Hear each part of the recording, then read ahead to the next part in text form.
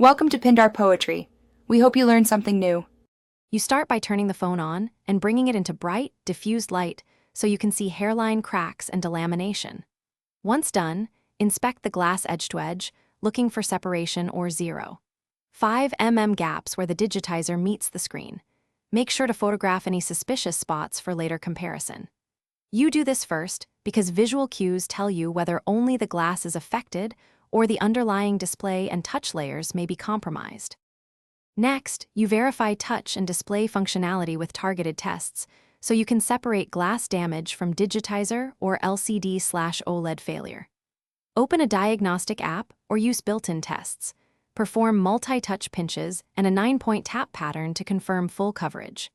Then view full-screen white, black, and saturated color images at full brightness to reveal dead pixels, backlight bleed, or color shifts. Make notes of any ghost touches. To finish, you synthesize visual and functional findings to choose the right fix and avoid wasted effort. If touch works and only the glass is cracked, a glass replacement may suffice. If pixels or touch fail, plan a full screen assembly. Once done, try simple troubleshooting.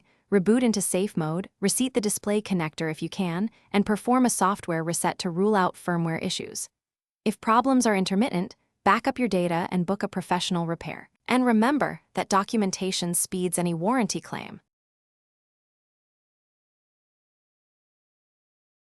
Thanks for watching. Consider subscribing if we helped you.